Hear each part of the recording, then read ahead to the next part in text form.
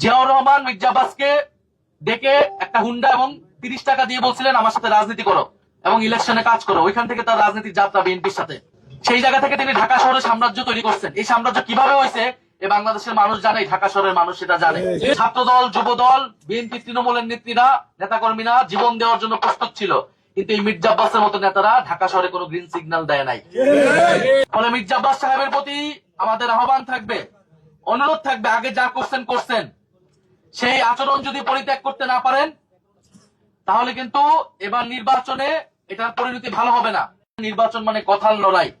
আপনি একটা কথা বলবেন, আমি একটা কথা বলবো, জনগণ ডিসাইড করবেন জনগণ কাকে ভোট দিবেন। তাহলে আপনারা জনগণকে কেন ডিসাইড করতে দিচ্ছেন না? আপনারা নিজেরাই ডিসাইড করে নিচ্ছেন কেন? আপনারা নিজেরাই কেন আক্রমণ করছেন? জনগণ 12ই ফেব্রুয়ারি নির্ধারণ করবে যে কে বেয়াদব আর কে গ্যাংস্টার,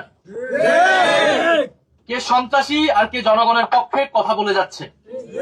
ফলে যারা জনগণের সেই মতের উপর শ্রদ্ধাশীল না, যারা নিজেদের উপর কোনো আত্মবিশ্বাস নাই, তারা প্রতিপক্ষকে ভয় পাচ্ছে এবং প্রতিপক্ষকে দমন করার চেষ্টা করছে। মির্জা আব্বাস সাহেবের প্রতি আমাদের শ্রদ্ধা আছে, উনি বর্ষিয়ান এবং অভিজ্ঞ রাজনীতিবিদ, কিন্তু রাজনীতির মাঠে আজকে আমরা এক অন্যের প্রতিদ্বন্দ্বী।